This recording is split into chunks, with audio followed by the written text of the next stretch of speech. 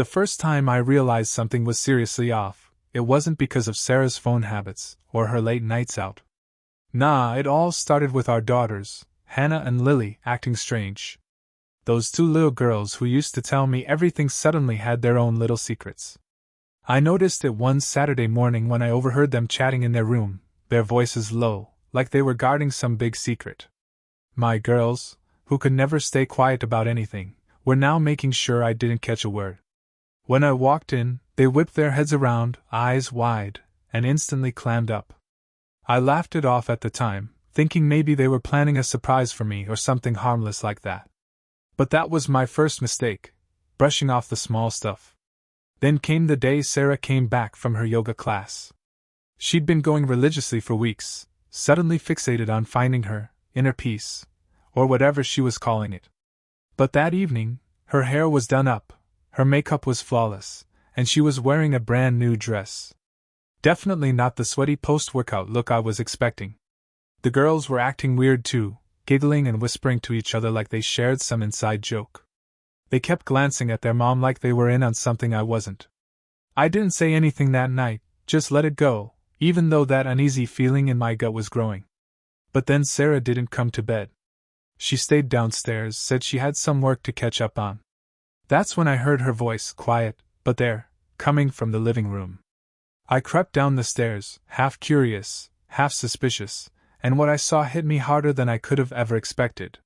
Sarah was on the phone, talking in a way that made my stomach twist. Her voice was soft, sweet, like she was speaking to someone special. And it wasn't her mom, or her sister, or anyone I'd normally expect her to talk to. No, she was talking to him. "I can't wait to see you tomorrow," she said. "Yeah, the girls are coming with me this time. They love you." My heart was pounding so loud, I was sure she'd hear it. I stood there, frozen in the shadows by the stairs, while she casually talked about our daughters like it was nothing. She was taking them with her to see some guy, her lover. And they knew. Our daughters knew. I felt something snap inside me. That wasn't just betrayal, that was a whole new kind of twisted. The woman I trusted, the mother of my children, was not only sneaking around behind my back but dragging our girls into it like it was some normal family activity. I couldn't confront her then. I just couldn't. I was too stunned, trying to process what I had just heard. My mind was racing, everything about our marriage starting to come undone, unraveling like a loose thread in an old sweater. How long had this been going on? How could she do this to me, to us, to them? I went back upstairs, laid down, and just stared at the ceiling, waiting for the weight of it all to crush me. But something else kicked in instead, an icy, calculated calm. This wasn't just about Sarah's lies anymore. No, this was something darker, and I wasn't about to let her drag my kids into it without a fight. That night, I decided I was gonna play her game, but on my terms. And I wasn't planning on losing. The next morning, everything felt like a bad dream. Sarah was in the kitchen, all smiles, pouring cereal for the girls like nothing had happened. Hannah and Lily were sitting there, laughing and chatting, carefree as could be. Watching them, it was like I was seeing my life through a cracked mirror. The woman I married was standing right in front of me, but it felt like I didn't know her at all. Worse than that, I didn't know what kind of secrets she had shared with our daughters. I played along, though. I smiled, kissed Sarah on the cheek, and went through the motions. But inside I was fuming. Every word that came out of my mouth was carefully measured, every move I made was controlled, like I was just playing a part. It took everything I had not to let the anger boil over. But I knew I couldn't show my hand just yet. I needed more. Later that day, Sarah told me she was taking the girls to some kids' yoga thing. I nodded like I believed her, but I already knew the truth. My wife wasn't going to yoga. She was taking my daughters to see him. And that's what hurt the most. She was dragging them into her mess, making them a part of it, and they were too young to even understand what was happening. They were being taught to accept her lies like they were normal. After they left, I sat at the kitchen table, staring at my untouched coffee. I had to know who this guy was. I had to see him with my own eyes. My hands were trembling, but I'd never felt so clear-headed. I opened Sarah's laptop, desperate to find something, anything, that would lead me to him. I know it sounds bad, snooping through her stuff like some paranoid fool, but at this point, trust had been shattered. Privacy? Respect? She had already thrown all that out the window. It didn't take long to find what I was looking for. She wasn't nearly as careful as she thought she was. Buried deep in her emails were reservations for lunch with a guy named Tom at some fancy place about an hour outside of town. He'd even messaged her the night before to confirm the time. "Can't wait to see you and the girls," he wrote. "They're so sweet. I've missed them." I almost lost it right then and there. This wasn't just some casual fling. This guy had been around long enough to know my daughters. He was comfortable with them, and worse, the girls seemed to like him. The thought of another man sitting across from my kids, smiling and playing the part of some father figure, made me sick to my core. I wasn't about to sit at home while my wife paraded my daughters around in front of her lover like it was some sort of twisted family day out. So, I grabbed my keys, hopped in the car, and started driving.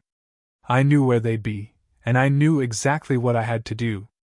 The restaurant was in one of those picturesque small towns, the kind where people pretend life's just perfect. Couples were strolling hand in hand, families were sharing ice cream along the sidewalk. And there, at the far end of the patio, I spotted them. Sarah, laughing like she didn't have a care in the world, her hand resting on the arm of a guy I had never seen before.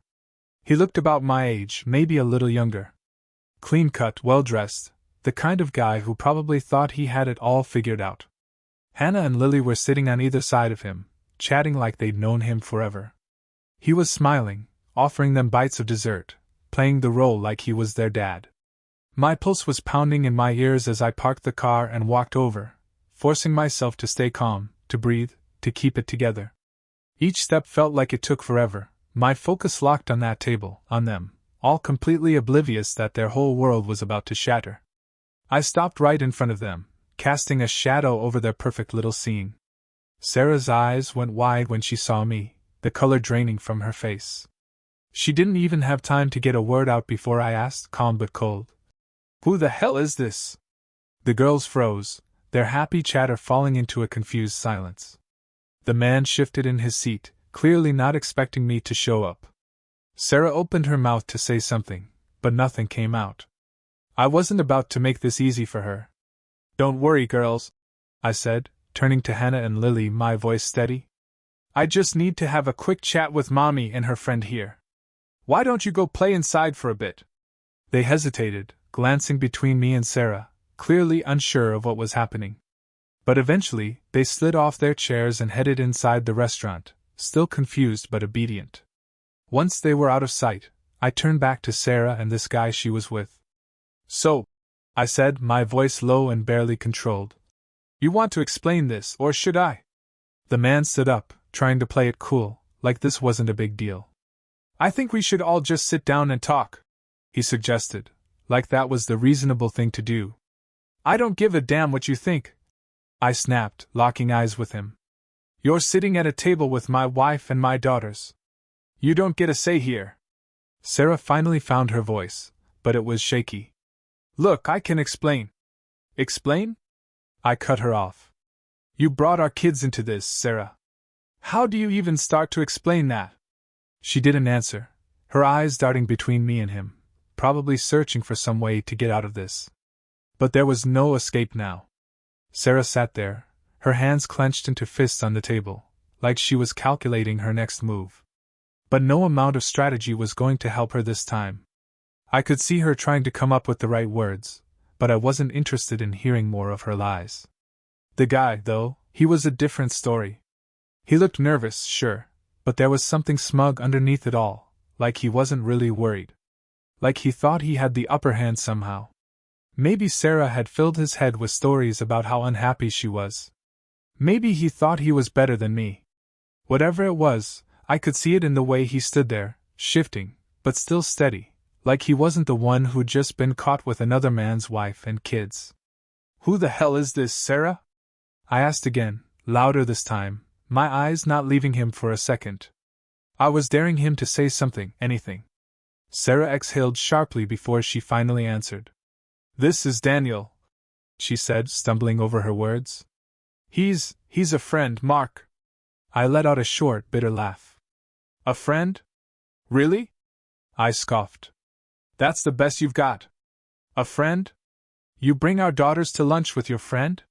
You lied to me for months, dragged them along, and you expect me to buy that this is some casual thing? She shifted in her seat, her face hardening like she was trying to stand her ground. This was it. This was the moment where the truth had nowhere left to hide. But instead of apologizing, instead of showing even an ounce of regret, she did the one thing I never saw coming. She doubled down. Mark, stop being so dramatic, she said, her voice steady now. The girls love him, okay? He's been good to them. They're happy.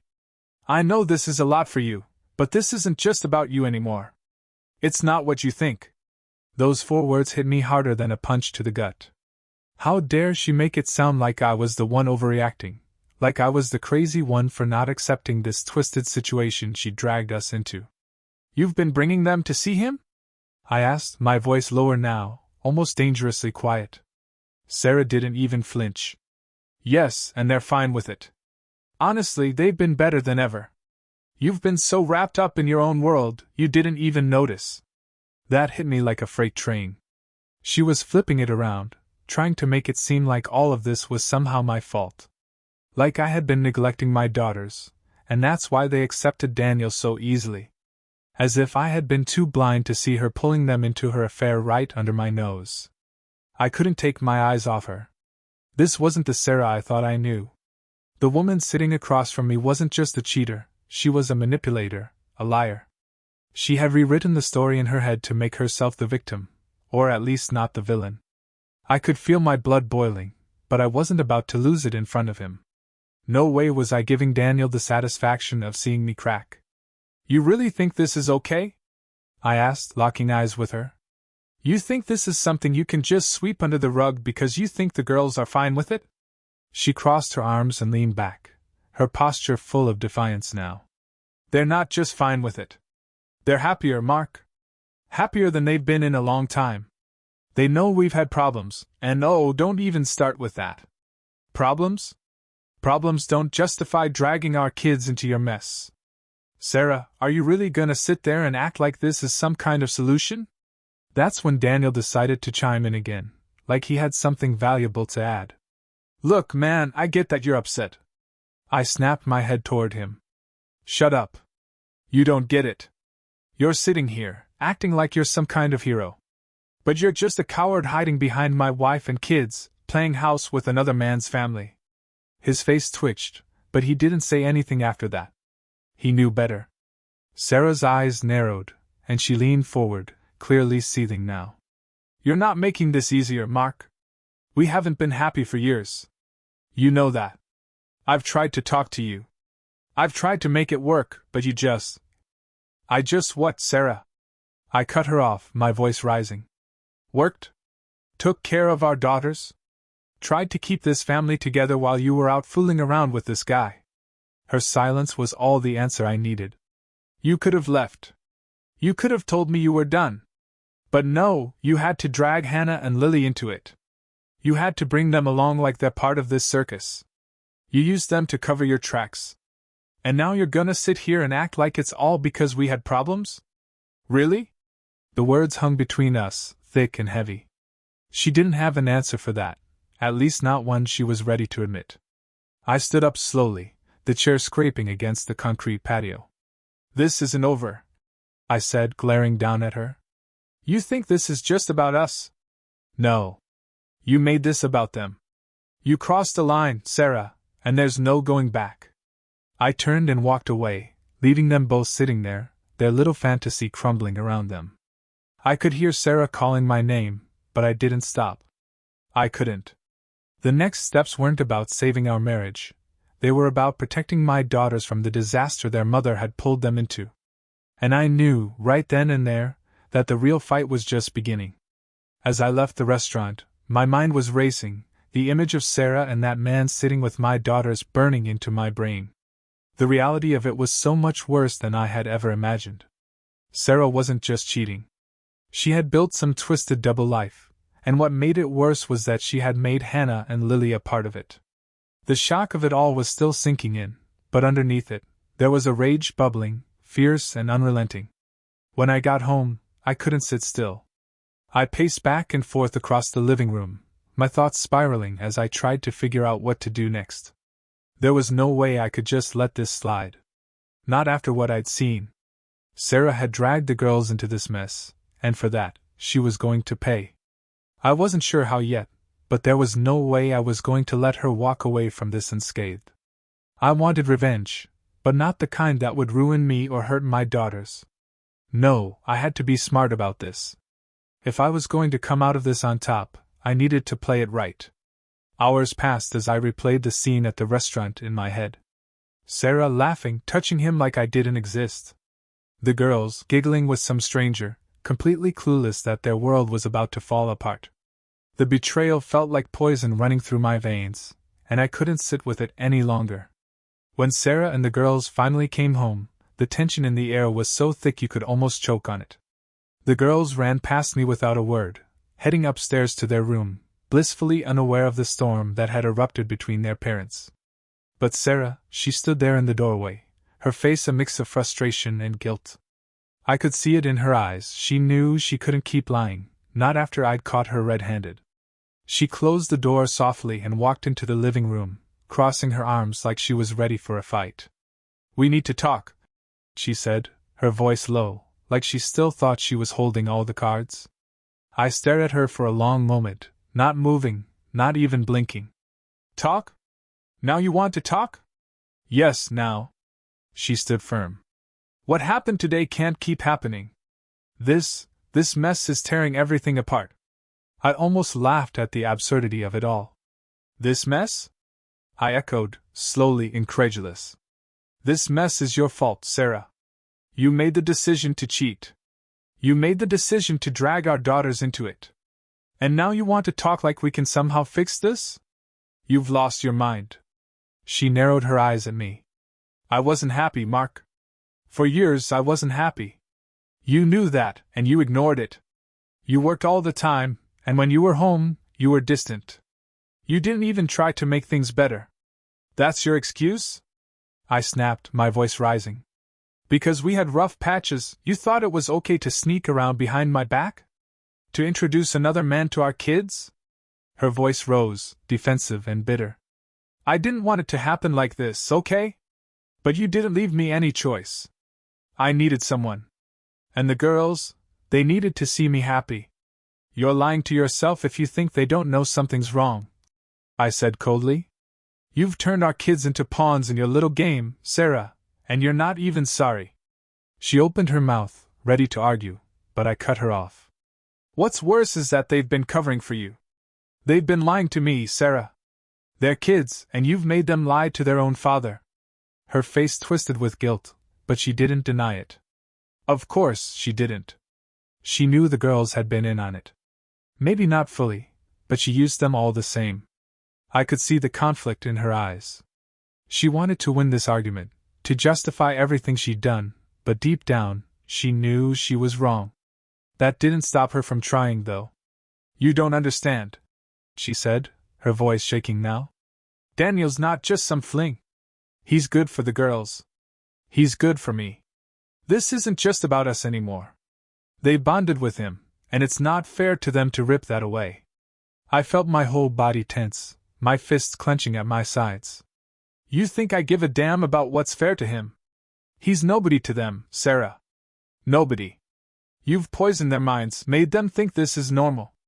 They don't even know what's happening, and you've dragged them into the middle of your affair like it's some kind of family day out." She blinked, stunned into silence. For the first time, it seemed like my words were cutting through her delusion. But it was only for a moment. Then she straightened up again, her expression hardening. "So what now?" she spat, her voice dripping with venom. "You want a divorce? Fine. You want to destroy everything? Go ahead, but don't think for a second you'll get the girls. They're better off with me. You've been so wrapped up in your own world, you didn't even notice how distant they've grown from you. You don't know them like I do." I stepped closer, feeling the weight of her words settle deep in my chest. She was threatening me.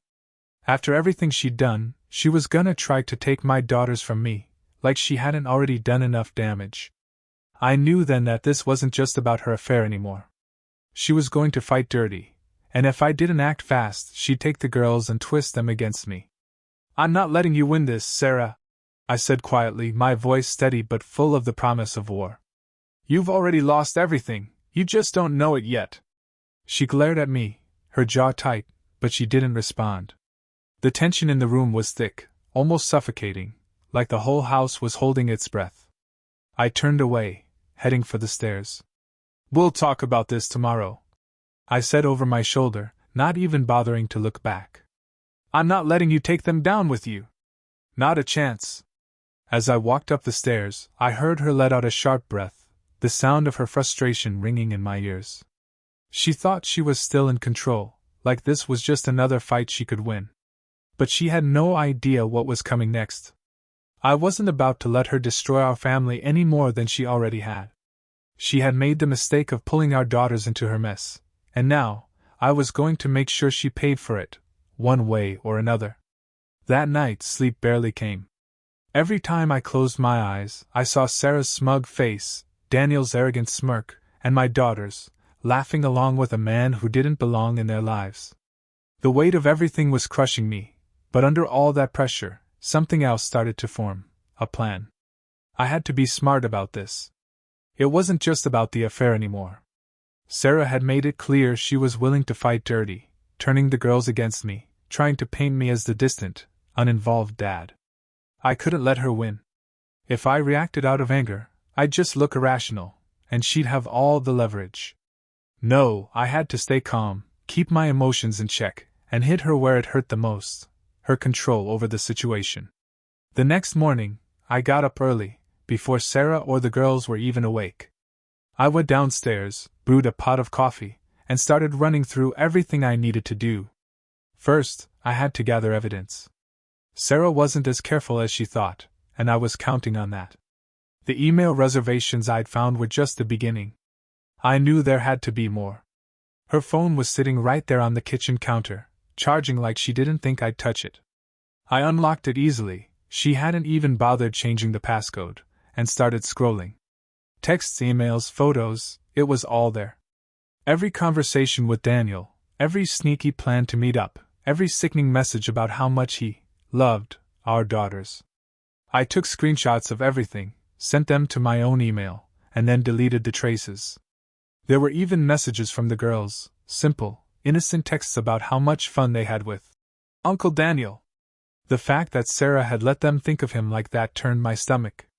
She had woven him into their lives like he was family, and I had no idea how long this had been going on.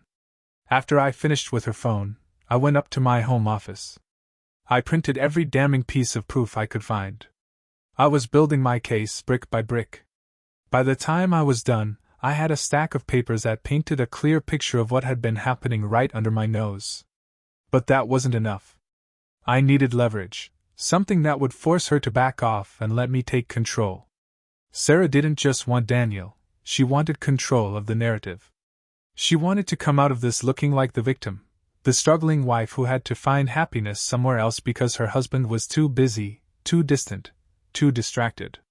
I could already see how she was going to spin it, to the girls, to her friends, to the court if it came to that. But I had the truth on my side, and I wasn't going to let her twist it. The next step was talking to a lawyer. I wasn't ready to file for divorce. Not yet. But I needed to know my options. I made the call later that day, after Sarah had taken the girls to school. I found a lawyer who specialized in high-conflict divorces and custody battles. Her name was Amanda, and she didn't waste time sugarcoating things. "Your wife's been using your daughters to bond with her lover," Amanda said bluntly after I laid everything out. "That's going to hurt you in court if you don't act quickly. Judges prioritize stability for the kids. If your daughters have grown close to this man, and if your wife can prove you've been distant, it's going to be an uphill battle." "I'm not distant," I snapped. "She's been lying to them, manipulating them." "I believe you," Amanda said, her voice steady. "But we need more than belief. Gathering evidence was the right move, but we need to be strategic. If you can prove that Sarah's actions are harmful to the girls, that she's been deceiving them and using them to cover up her affair, you've got a shot at custody. The word custody hit me hard. That's what this was really about now, my daughters. It wasn't just about proving Sarah wrong. It was about making sure she didn't take them away from me. Do you have proof she's been taking them to see him without your knowledge? Amanda asked. I've got texts, emails, reservations, photos, everything, I replied. Good. That's a start. But you also need to get the girls on your side. Don't confront them about it directly. Don't put them in the middle of your fight with Sarah. But show them you're there for them, that you're the stable parent. You've got to rebuild that bond before she turns them completely against you.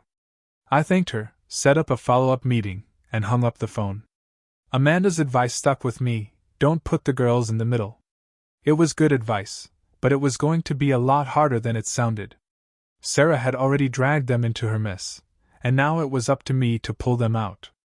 Later that evening, I put my plan into action. Sarah was out, probably with Daniel again, so I had the house to myself with Emma and Chloe. We ordered pizza, watched movies, and for the first time in what felt like ages, I was just there, completely present. No distractions, no thinking about work, or Sarah, or any of the mess. Just me and my daughters. As we sat on the couch, Emma leaned her head on my shoulder. Dad, can we go to the park tomorrow? Just the three of us. That question hit me harder than anything Sarah had said. It was such a simple request, but it felt like a lifeline. Emma didn't want Daniel, she wanted me. Chloe, sitting on the other side, nodded eagerly. Yeah, just us, like we used to. I smiled, swallowing the wave of emotion threatening to choke me. Of course, just us. That night, after I tucked them into bed and kissed them goodnight, I stood in the hallway for a long time. Emily might have gotten close to them with her lies, but I wasn't going to let her rewrite our family's story. I still had a chance, and I was going to take it. When Emily came home, I was waiting for her. She looked surprised to see me sitting at the kitchen table, a glass of water in front of me. The stack of printed evidence was hidden away for now. She paused in the doorway, eyes narrowing slightly, trying to gauge my mood. Long night? I asked casually. She shrugged. Just catching up with some friends. Right. I nodded, letting the lie hang between us. I didn't press her, not yet. I think we need to have a real talk, I said, my voice calm and controlled. About the girls? About where this is going. She sighed, walking over to the counter to pour herself a glass of wine. Mark, we've been over this. I don't want to keep having the same argument. We won't, I replied, leaning back in my chair. Because next time we talk, it'll be with lawyers. This isn't going to end the way you think it is, Sarah. She turned slowly, her eyes flashing with something between fear and defiance. What are you talking about? I'm talking about the fact that I know everything, I said, my voice dropping lower. I know about you. I know about Daniel. And I know what you've been doing with the girls. She froze, her glass of wine halfway to her lips. I'm done playing your game, I continued. You've lied, you've cheated, and you've dragged our daughters into this. You think you're in control? You're not. Not anymore. Her hand trembled slightly as she set the glass down. You wouldn't. I stood up, locking eyes with her. Try me.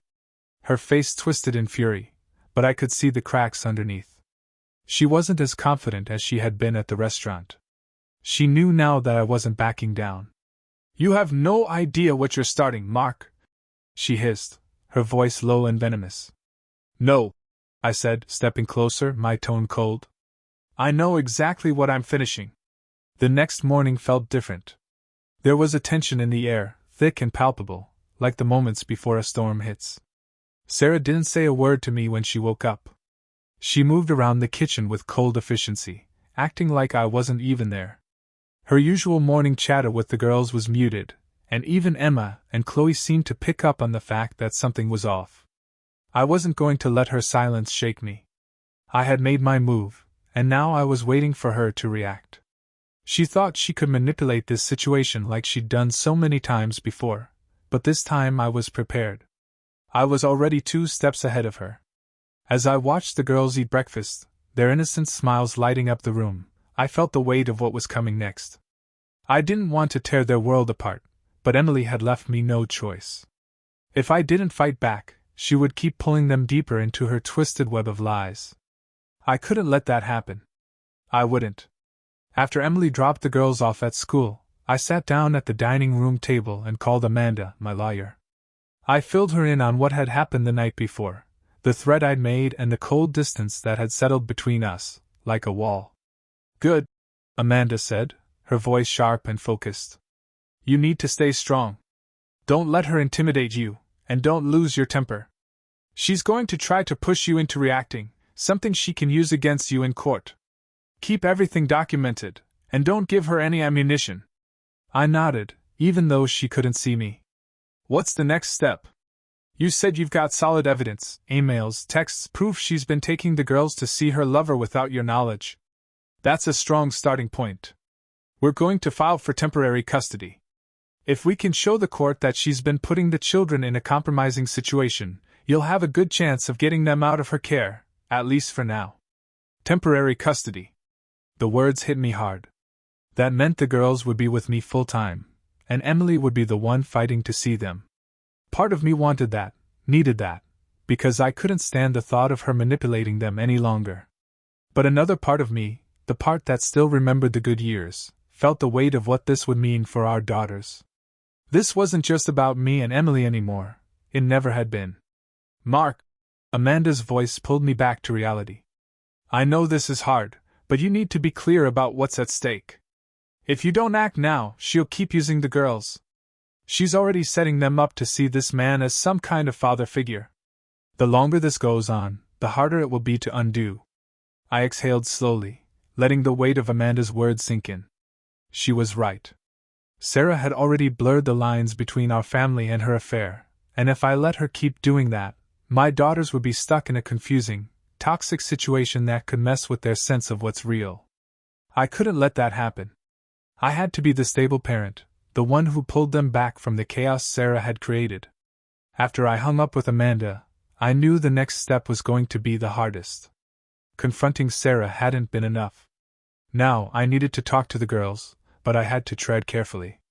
Amanda had warned me not to drag them into the middle of the conflict, but I couldn't leave them in the dark either. They needed to know enough to understand why things were about to change. That evening, after Sarah had gone to yoga, a laughable excuse at this point, I sat Emma and Chloe down in the living room.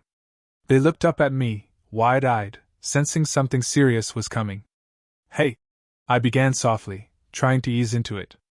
I want to talk to you girls about something important. You know I love you, right? They both nodded, their little faces full of trust, and it nearly broke me. I had to protect that trust, even if it meant shaking up their world for a while. I know you've been spending a lot of time with Uncle Daniel, I said, keeping my voice as calm as I could. I saw the flicker of recognition in their eyes. And I know Mommy told you he's a friend. They exchanged glances, unsure of where I was going with this. Chloe, the younger one, shifted uncomfortably on the couch, while Emma just watched me with that quiet, thoughtful look she always had when she sensed something wasn't right. The thing is, I continued carefully, Uncle Daniel isn't just a friend of Mommy's. He's someone Mommy's been spending a lot of time with, more time than she's been spending with me. Chloe's brow furrowed, her innocence shielding her from fully grasping what I was saying. But Emma, her eyes narrowed just a little. She was smart, always picking up on the things adults tried to hide. What do you mean? She asked, her voice hesitant. I swallowed the lump in my throat. Mommy and I haven't been getting along for a while. And she's been seeing Uncle Daniel in a way that isn't fair to our family. She's been telling you one thing, but something else is going on. I paused, searching their faces. I want you to know that whatever happens next, I love you both more than anything. That will never change. Emma stared at me, processing, trying to make sense of it all. Chloe, still confused, leaned against her sister, looking for reassurance. So you and Mommy aren't happy? Emma asked, her voice small but direct. I sighed. No, honey, we're not. And I don't know if we'll be able to fix it, but I need to make sure you and Chloe are okay. That's what matters most to me. Emma's eyes softened, and she nodded slowly. Chloe, still too young to fully understand, just hugged her sister tighter. I could see the confusion and hurt swirling in Emma's eyes, but she didn't cry. She was too strong for that, too much like me. Does this mean we won't see Mommy as much? Emma finally asked, her voice breaking just a little. I hesitated. I didn't want to lie to her, but I also didn't want to overwhelm her with the full weight of what was coming next. Things might change for a while, but we'll figure it out, okay? No matter what happens, you're going to be with someone who loves you. Chloe's lip trembled, and she whispered, Are you going away, Daddy? Her words cut me deep. I shook my head and pulled her into my arms. No, sweetheart. I'm not going anywhere. I'm going to be right here with you. As I hugged Chloe, Emma leaned in too, and for a moment, we just sat there, the three of us, huddled together in the living room. I didn't know what the future held, but I knew one thing: I would fight for them, for their safety, for their peace of mind. When Sarah came home that night, she could tell something had shifted. The girls weren't as chatty with her, and I didn't say a word. She glanced at me, but I gave her nothing. No anger, no frustration, just silence. The battle lines had been drawn, and I was ready for whatever came next. The next morning, I met Amanda at her office. We filed the paperwork for temporary custody. The evidence was clear, and Amanda assured me that I had a strong case. But she also warned me it would still be a fight. Sarah wasn't going to let this go easily. When I got back home, Sarah was waiting for me. She must have sensed something was coming because she was pacing in the living room, arms crossed, her face set in that defiant expression I knew all too well. Where were you? She asked, her voice sharp. I set my keys down on the table and looked her dead in the eye. I was with my lawyer. Her face paled. Your what? She spat, eyes wide with shock. I didn't blink. I filed for custody, Sarah. Temporary custody of the girls. I have all the evidence I need. You're not going to drag them through your mess any longer. Her mouth opened in disbelief, but she quickly recovered, narrowing her eyes into sharp slits. You wouldn't dare. I already did, I replied, my voice deadly calm. You've been using them, lying to them, manipulating them. It stops now. She stared at me, fury flashing across her face, but I didn't back down. This was it, the beginning of the end. You can't win this, Mark, she hissed, her voice trembling with anger. You don't know what you're getting into. I took a deep breath, standing firm. I know exactly what I'm getting into, and I'm not going to stop until I get them out of your mess. For the first time in this whole ordeal, real fear flickered in her eyes. She knew now that this wasn't a game anymore. The battle for our daughters had just begun, and I wasn't backing down. Sarah stood there, frozen, her eyes wide with shock and fury. She had always been the one in control, the one spinning stories, bending the truth to fit her version of reality. But now, I'd taken that control away from her. For the first time, she was on the defensive. You filed for custody? Her voice was low, dripping with venom. You think you can just take them away from me? I didn't flinch. You took them away from me the moment you brought Daniel into their lives. The moment you made them lie for you, dragged them into your affair. You've been destroying our family for months, and I'm done letting you get away with it. Her face twisted with anger, but I could see the fear lurking behind her eyes. She knew I had her cornered, but Sarah wasn't the type to back down easily. She was going to fight dirty. She always did. You really think a court is going to side with you? She sneered, stepping closer. You've been a distant father, Mark. You work all the time, you're hardly ever around. I've been the one raising them, taking care of them, keeping this family together. And now you're going to act like the hero? I clenched my fists, the anger surging through me. I wanted to yell, to throw every awful thing she'd done in her face, but I couldn't afford to lose control. Not now. I had to stay calm, stay focused, and hit her where it hurt the most, with the truth. You haven't been raising them, Sarah, I said coldly. You've been using them. You brought a stranger into their lives, someone they shouldn't even know, and you let him act like he's part of this family. You made them lie for you. And that's not just wrong, it's cruel. She flinched, just barely, but I saw it. I was getting through to her. I've got proof. I continued, my voice steady. Every text, every email, every photo. The court's going to see everything, and they'll know you've been putting our daughters in the middle of your affair. You've been playing house with another man while pretending nothing was wrong. That's not the behavior of a fit mother. Her lips trembled, but she quickly recovered, her eyes narrowing again. You think you're going to win just because you've got a few texts? You think that's enough? She shook her head, her voice laced with disdain. Mark, you don't know how this works. I've been their primary caregiver. They need me. They need stability. I corrected. And they're not getting that from you. Not when you're dragging them into your lies. Sarah's eyes flashed with rage, and she stepped closer, her voice low and dangerous. You're going to regret this. You're going to lose. And when you do, I'm going to make sure you never see them again. There it was, the real Sarah. The woman who would do anything to win, who saw this as a battle of wills, not a fight for our daughter's well-being. But I wasn't afraid of her anymore. Not after everything she'd done. You're underestimating me, I said, holding her gaze. I'm not the man you can push around anymore. You've already lost. You just don't see it yet. She glared at me, her chest rising and falling with barely controlled anger. This isn't over, she hissed before storming out of the room, leaving me standing there with the weight of our conversation settling over me like a heavy cloud. But I wasn't shaken. I wasn't scared. I had expected this, the threats, the anger, the attempt to twist everything back on me.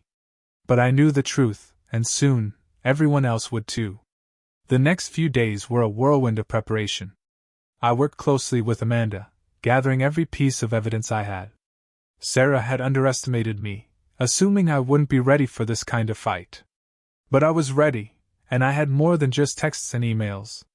I had my daughter's trust.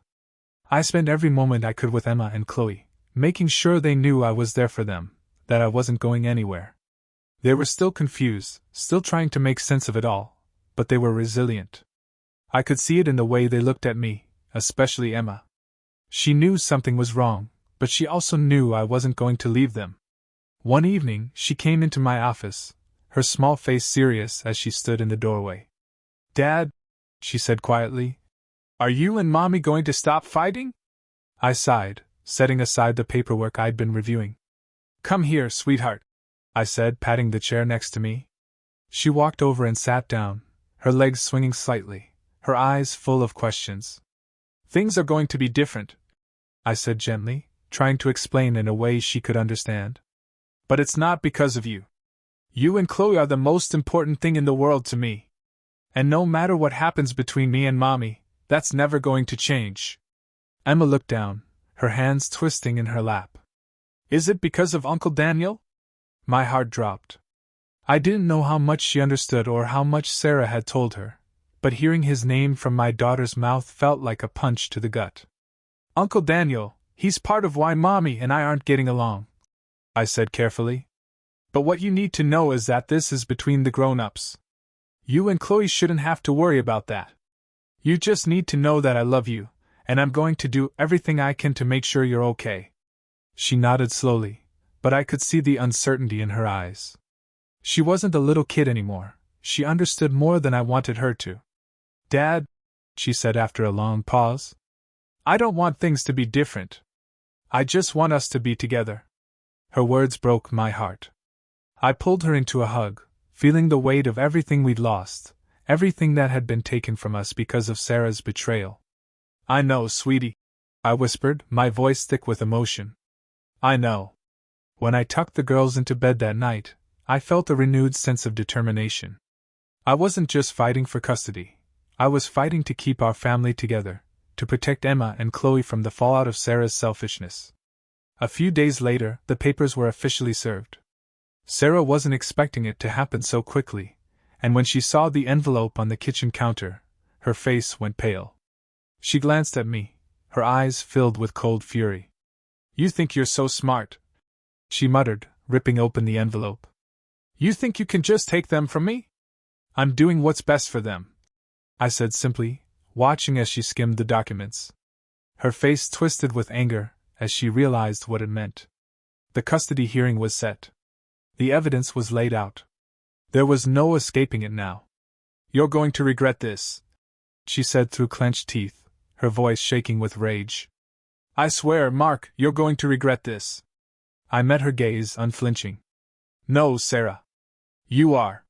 She threw the papers down on the counter and stormed out of the room, slamming the door behind her. But this time, I wasn't rattled. The storm was here, but I was ready. The hearing was set for the following week, and I knew it wasn't going to be easy. Sarah was going to fight, and she was going to fight dirty. But I had something she didn't, a clear conscience. I wasn't the one who had lied, cheated, and dragged our daughters into this mess. I was ready to face her, ready to protect my girls from the chaos she had created. No matter what Sarah tried to throw at me, I wasn't going to back down. Not now. Not ever. The battle for my daughters was just beginning, but this time, I wasn't playing by Sarah's rules.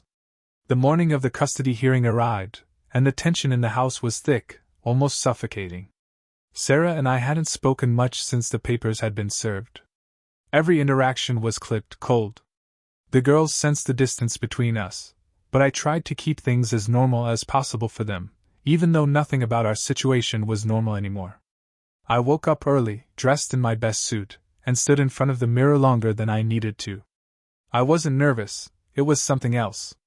A mixture of exhaustion, anticipation, and the weight of knowing that this day was going to change everything. I looked at my reflection, at the man I'd become through all of this. I had always thought of myself as calm and rational, but now I was someone with a fire burning inside. I was ready to fight for my daughters, to protect them from the chaos Sarah had created. I was about to head downstairs when I heard a knock on the door. It was Emma. She stood there in her pajamas, looking up at me with those big, curious eyes. "Where are you going, Dad?" I smiled, kneeling down to her level. "I've got a meeting today, sweetheart, but I'll be back soon, okay?" She furrowed her brow, the gears turning in her head. "Is it about the thing with Mommy?" I paused, feeling the weight of her question settle over me. "Yeah, it is." She looked down at her feet, quiet for a moment, then asked softly, "Are we going to be okay?" I pulled her into a hug, holding her tight.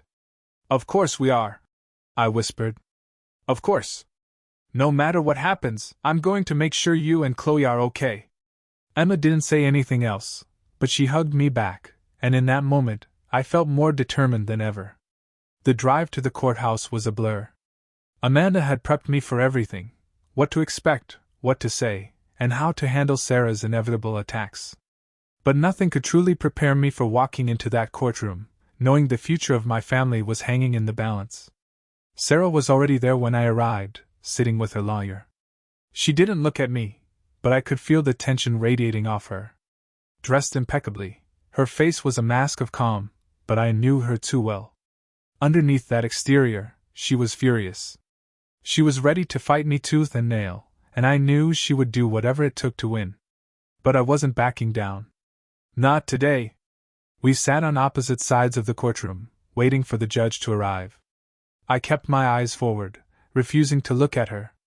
The air felt thick with unspoken accusations, and I could feel Sarah's gaze burning into me, trying to rattle me, but I wouldn't give her the satisfaction. When the judge finally entered, the room fell silent. He was an older man with a stern expression that made it clear this wasn't going to be easy.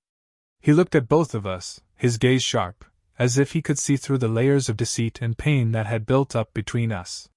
Sarah's lawyer started first, painting her as the devoted mother who had been the primary caregiver, the one who had held the family together while I was supposedly too busy with work. It was the narrative I expected.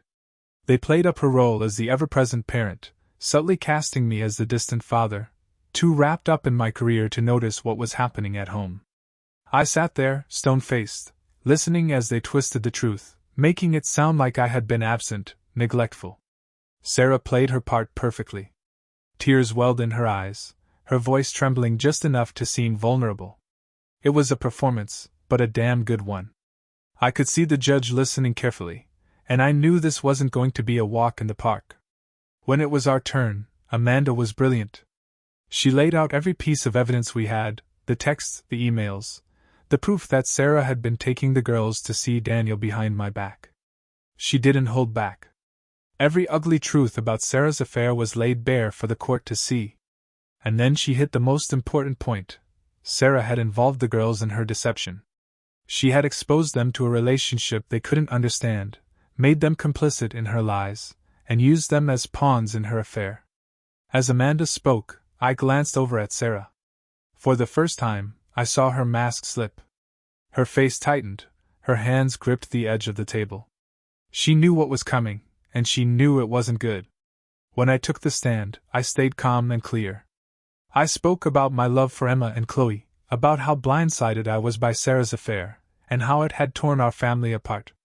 But I made it clear that this wasn't just about her cheating, it was about the impact it had on our daughters. They had been caught in the middle of something they couldn't grasp, something that could hurt them in ways they didn't even understand yet.